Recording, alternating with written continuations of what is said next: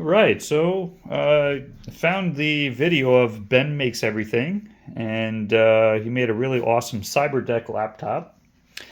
And so I decided to print out all of the items that he had for the laptop, and I ended up instead of using aluminum, I just split the actual items like the keyboard and the bevel for the monitor, the LCD.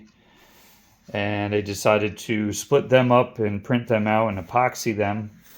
And so I'm just going to kind of take a couple videos. I really love what he did with the Cyberdeck. The only problem is some of the parts aren't available. I think that the mouse is not available anymore, so I bought a mouse I thought I might be able to see if I could take apart and maybe make a better some kind of a better trackball, or it's supposed to go here, but obviously it's not the same.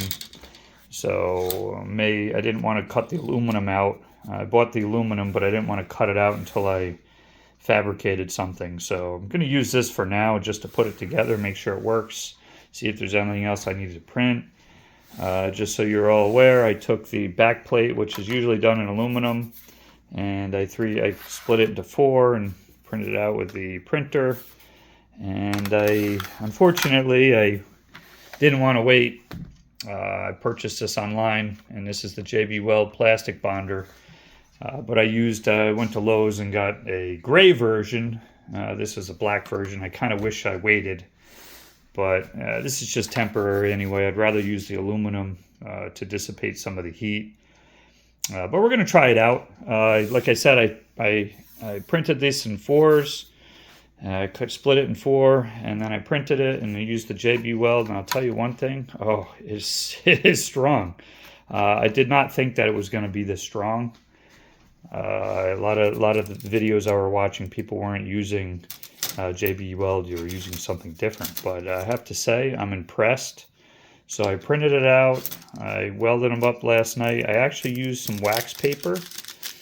And it does not stick to the wax paper. I was surprised. I didn't think it was going to work, but it worked. I just lifted it up the next day and it came right off.